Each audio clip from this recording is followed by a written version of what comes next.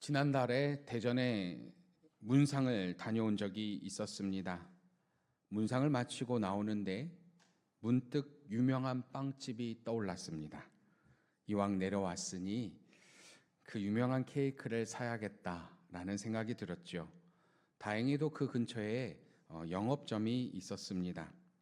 제가 도착했을 때는 소문처럼 긴 대기줄은 없었습니다. 아마도 월요일 이른 오후여서 한산했던 것 같습니다. 케이크를 사가지고 돌아왔습니다. 그런데 그 케이크를 사왔다고 하니 다들 어떻게 그 귀한 걸 사왔냐고 물어봅니다. 빵집이 서울에 있는 것도 아니고 설사 대전까지 간다 해도 긴 줄을 서서 기다려야 하기 때문이지요. 그 케이크를 맛보려면요, 돈은 둘째치고 상당한 시간을 투자해야 합니다.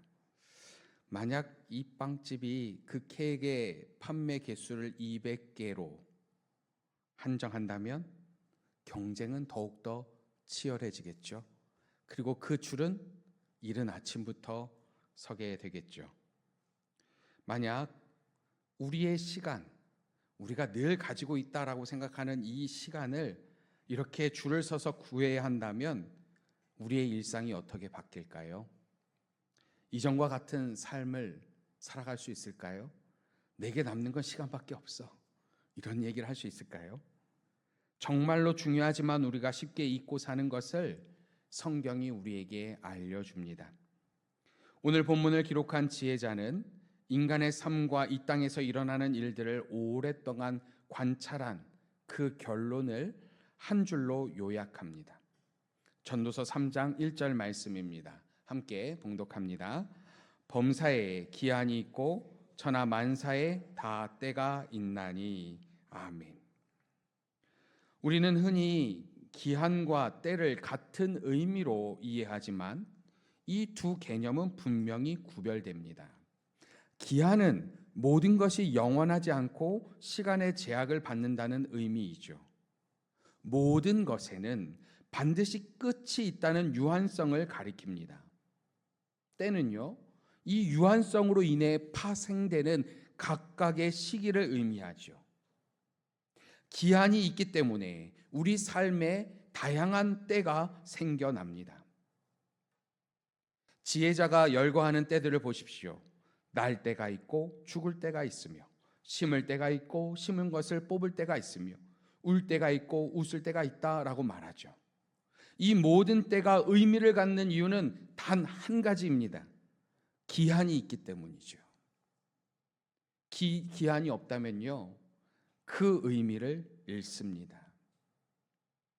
끝이 없는 삶에는 어떤 순간도 특별해질 수 없습니다. 무한정 구할 수 있는 것을 소중하다라고 말하지 않지요. 꽃이 아름다운 이유는 시들기 때문이라고 혹자는 말합니다. 그 기한이 있기에 때가 가치를 갖고 그 시간의 그 한계로 인해 오늘이 아름답습니다. 오늘 본문의 말씀과 맞닿아 있는 이야기가 유대인의 지에서 미드라시에 있습니다. 다윗 왕이 대제국을 건설한 뒤 반지를 만드는 세공사를 불러 말하죠. 나를 위한 아름다운 반지를 하나 만들어라.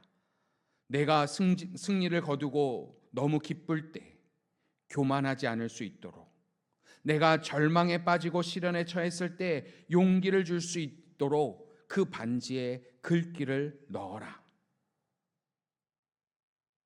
성도님들이 만약 이런 명령을 받으셨다면 어떤 글을 넣으시겠습니까? 극과 극의 상황입니다. 그래서 이 극과 극의 상황을 하나로 통합하고 적용하기란 결코 쉽지 않죠. 왕의 명령을 받은 세공사는 고민 끝에 솔로몬 왕자를 찾아갑니다. 솔로몬은 잠시 생각한 후에 이렇게 말하지요. 이것 또한 지나가리라. 참으로 의미심장한 말입니다. 사람이 잘 나갈 때 교만해지고 실패할 때 좌절하는 이유는요, 동일합니다. 우리가 교만해지는 이유는 무엇입니까? 지금의 성공이 영원할 것이라고 착각하기 때문이지요. 우리가 절망하는 이유는 무엇입니까? 지금의 고통이 끝나지 않을 것이라고 착각하기 때문입니다. 우리는 그 기한을 너무나도 쉽게 망각합니다. 그러다가 그 기한을 맞닥뜨리는 순간, 그때 좀 더 잘할 걸, 그때 더 많은 시간을 함께 할 걸 하며 비로소 당황하고 후회하죠. 이러한 인간의 어리석음을 꿰뚫어 본 지혜자는 우리에게 선언합니다. 범사에 기한이 있고 천하 만사가 다 때가 있다. 이것은 단순한 허무주의적 선언이 아닙니다. 지금을 깨어 살라는 간절한 촉구입니다. 지혜자는 이러한 인간의 삶에 대한 결론을 이렇게 말하죠. 12절부터 13절까지 말씀을 현대인의 성경은 이렇게 표현합니다. 그래서 나는 사람이 사는 동안에 기뻐하고 선을 행하는 것보다 나은 것이 아무것도 없으며, 사람이 먹고 마시며 자기가 수고하는 모든 일에 만족을 느끼는 이것이 하나님의 선물임을 알게 되었다. 열심히 일해서 무언가를 얻는 것보다 오늘을 살아가면서 좋은 시간을 보내고 여러 좋은 것을 누리는 것보다 나은 것이 없다고 지혜자는 말하지요. 그리고 오늘을 통해서 먹고 마시고 자신의 일에 최선을 다하는 그것이 하나님의 선물이라고 지혜자는 말합니다. 지혜자는 과도한 욕심을 버리고 오늘을 누리며 살라고 조언합니다. 오늘 주어진 것을 누리지 못하면 그것을 두 번 다시 누릴 수 없기 때문입니다. 범사에 때가 있고 만사에 기한이 있습니다. 이 시간의 주관자는 하나님이십니다. 시간은 우연히 흘러가는 것이 아닙니다. 하나님께서 우리에게 맡기신 선물이며 그분의 손 안에서 우리의 삶의 의미를 갖게 합니다. 이 기한과 때의 진리는 개인의 삶에만 머물지 않습니다. 우리가 맺고 있는 관계 역시 동일한 진리 안에 놓여 있지요. 우리들의 관계도 영원하지 않습니다. 부모와 함께 하는 때가 있고 자녀와 가까이 있는 때가 있습니다. 친구와 같이 시간을 걷는 때가 있고 공동체 안에서 서로를 의지할 때가 있습니다. 이러한 관계들에도 분명히 기한이 있습니다. 그런데 우리는 이것을 너무나도 쉽게 잊어버립니다. 가장 가까운 사람일수록, 가장 오래 함께한 사람일수록 오히려 그 기한을 더 쉽게 망각하지요. 항상 곁에 있었으니 앞으로도 항상 있을 것이라고 착각합니다. 그리고 그 망각이 관계들을 서서히 손상시킵니다. 관계의 기한을 망각하면 함께하는 것이 당연해집니다. 받은 사랑이 당연해지고요, 누리는 돌봄이 당연해집니다. 그리고 그 당연함은 두 가지 방향으로 관계를 망가뜨리죠. 하나는 소홀함입니다. 언제든 다시 표현할 수 있다고 여기기에 지금은 표현하지 않습니다. 다음에 말하면 되지, 나중에 시간이 나면 함께하면 되지. 그렇게 미루다가 그 다음이 오지 않는 경우도 있습니다. 표현하지 못한 말들, 전하지 못한 감사들이 결국 후회로 남기도 합니다. 당연함이 만들어내는 그 당연함으로 인해서 관계가 망가뜨리는 그 두 가지는요, 다른 하나는 함부로 대함이죠. 상대가 떠나지 않을 것이라는 막연한 확신이 말과 행동을 거칠게 만듭니다. 가장 가까운 가족에게 가장 상처 주는 말을 아무렇지도 않게 던집니다. 직장에서는요, 한마디도 함부로 하지 않는 말을 집에 오면 아무렇게나 내뱉죠. 관계에서 상처가 생기는 중요한 이유 중 하나는 서로를 유한한 존재가 아니라 언제까지나 그 자리에 있을 존재로 대하기 때문이지요. 기한을 기억하는 사람은 상대를 함부로 대하지 않습니다. 지금 우리 노회 노회장 목사님은 작년 1월에 췌장암 4기 진단을 받았습니다. 당시 의사들이 내린 선고는 고작 3개월뿐이었죠. 그러나 하나님의 치유하심과 성도들의 기도, 병원의 치료로 죽음에서 생명으로 놀라운 반전이 이루어졌습니다. 지금도 항암 치료를 받고 계시지만 목사님은 오늘도 강단에 서십니다. 목사님의 간증 가운데 가장 인상적인 것은 이것이었습니다. 죽음의 문턱에서 다시 돌아와 보니 모든 것이 달라져 보인다는 것입니다. 살랑이는 바람도 귀하고 길가에 핀 이름 모른 한 송이 꽃도 아름답다고 하셨습니다. 예전에는 무심코 지나쳤던 오늘이, 그냥 당연하게 여겼던 것들 하나하나가 이제는 눈물이 나도록 소중하다고 말씀하십니다. 다른 이들과의 관계들은 더욱더 귀해질 수밖에 없지요. 나를 위해 눈물을 흘려 기도하는 성도들이 얼마나 고맙고 사랑스러웠겠습니까? 가족들을 평소와 같은 시선으로 바라볼 수 있겠습니까? 그래서 덤으로 사는 인생을 날마다 은혜의 삶을 살아간다고, 오늘을 정말 소중하게 살아간다고 하셨습니다. 생각해 보십시오. 목사님에게 무엇이 달라졌습니까? 바람이 달라졌습니까? 꽃이 달라졌습니까? 아무것도 달라지지 않았습니다. 달라진 것은 오직 하나, 그 기한을 실감하게 되었다는 것이죠. 그 교회 성도들 역시 그 기한을 실감했기 때문에 더욱 목사님을 아끼고 사랑합니다. 그 교회는 기한이 있음을 온몸으로 경험하였습니다. 온 성도들이 경험하였습니다. 1년 전에는 강단에서 목사님을 보면서 모든 성도님들이 눈물을 훔쳤는데 지금은 기쁨으로 서로 화답합니다. 이 교회 공동체는 일상이, 관계들이 결코 당연하지 않음을 깨닫게 되었지요. 이것이 바로 지혜자가 우리에게 말하려는 핵심입니다. 기한의 자각이 삶의 태도를 바꿉니다. 관계를 대하는 마음도 바꾸죠. 우리는 대부분 그 기한을 몸으로 경험하기 전까지는 깨닫지 못합니다. 그래서 지혜자의 조언이 필요하지요. 지혜란 경험하지 않고도 진리를 받아들이는 능력이기 때문입니다. 목사님의 암 선고를 통해 깨달은 것을 우리는 오늘 이 말씀을 통해 미리 깨달을 수 있습니다. 그것이 지혜자가 우리에게 이 조언을 남기는 이유이죠. 우리는 지금 어느 때를 보내고 있습니까? 먼저 지금 곁에 있는 사람을 다시 보십시오. 혹시 관계가 틀어져서 얼굴도 보기 싫은 사람 있으시지요? 다시 봐도 이쁘십니까? 네.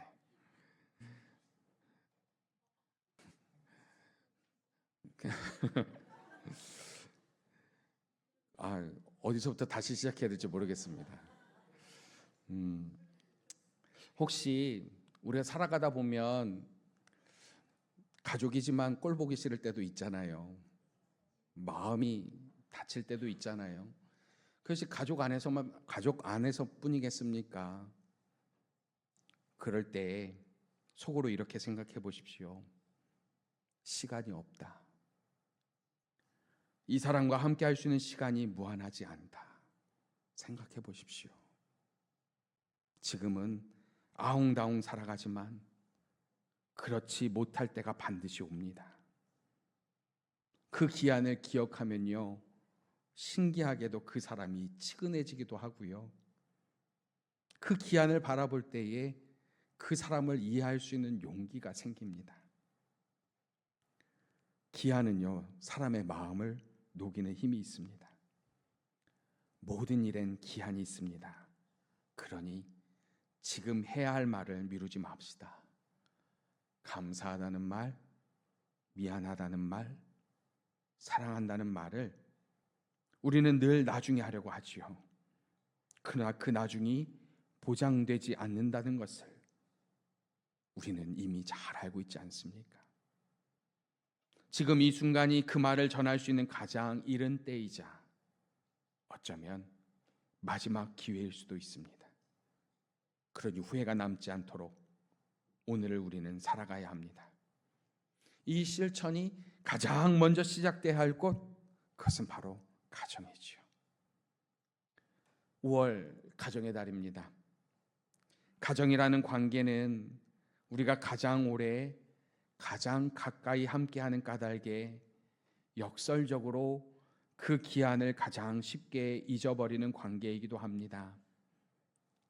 부모님과 나눈 마지막 대화가 언제입니까? 배우자에게 진심으로 감사를 전하는 것이 언제입니까? 자녀의 눈을 바라보며 함께 앉아 있었던 것이 언제였습니까? 이 가정의 달은 우리가 가장 당연하게 여겨온 관계들의 기한을 다시금 기억하도록 초대받는 때입니다. 하나님께서 허락하신 사람들이기에, 하나님께서 엮어주신 관계이기에 우리는 지금 이때를 소중히 살아야 합니다. 훗날 그 기한을 맞닥뜨렸을 때 아쉬움과 후회가 남지 않도록 지금 말해야 할 말은 하고 지금 표현해야 할 사랑을 표현합시다. 오늘은 어버이 주일입니다. 자녀들은 부모님의 사랑과 은혜를 기억해야 하죠.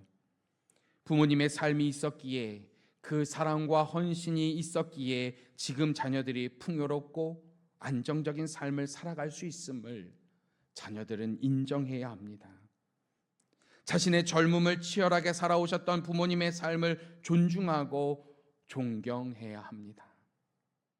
그 치열한 삶이, 그 처절한 삶이 결국 자녀들의 기반이 되었음에 감사해야 합니다. 부모님의 여러 말씀들이 자녀들의 삶을 간섭하는 것이 아니라 자녀를 향한 걱정과 염려임을 자녀들은 기억해야 합니다. 그리고 이것이 부모님의 사랑의 방식임을 기억해야 합니다. 때론 부모님이 이해되지 않을 때 부모님께서 살아오셨던 치열한 삶을 생각해 보십시오. 답답함보다는 감사가 더 커질 것입니다. 비로소 부모님의 삶을 존경하게 될 것입니다. 그러할 때에 우리는 갈등과 편견을 이겨내고 서로 이해하고 존중하며 사랑할 수 있습니다. 그리고 우리에게 시간이 그리 많지 않음을 기억해야 합니다. 그러할 때 우리는 부모님께 최선을 다할 수 있습니다. 동시에 부모된 성도 여러분, 자녀를 품에 두고 가르칠 수 있는 기한 또한 영원하지 않음을 기억하십시오. 자녀들이 부모의 품을 떠나기 전 오늘 더 많이 축복하고 더 많이 안아주십시오. 부모와 자녀, 이 아름다운 관계는 하나님이 우리에게 잠시 맡겨주신 가장 찬란한 때입니다. 우리는 시간이 많아서 사랑하지 않는 것이 아닙니다. 시간이 없다는 사실을 잊어버렸기에 사랑을 미루어 놓는 것이죠. 오늘 하나님께서 우리에게 주신 이 사람들, 우리의 시간들 다시 오지 않습니다. 그러니 미루지 마십시오. 지금 사랑하십시오. 지금 표현하십시오. 지금을 붙잡으십시오. 지금 곁에 있는 사람이 소중한 이유도 정확히 같습니다. 언제까지나 그 자리에 있지 않기 때문입니다. 그 유한함이 오늘 이 관계를 이 세상 무엇과도 바꿀 수 없는 특별한 것으로 만듭니다. 오늘이 아쉬움과 후회로 남지 않도록 오늘을 소중하게 그리고 아름답게 살아가는 우리 모두가 되어지길 하나님은 원하십니다. 이 시간 잠시 눈을 감고 오늘 주신 말씀을 통해서 다시금 우리들의 삶과 믿음을 돌이켜보길 원합니다. 지금 나는 어떤 때를 보내고 있습니까? 그 기한을 알지 못해서 어리석음을 반복하고 있지는 않습니까? 우리는 오늘을 어떻게 살아가야 합니까?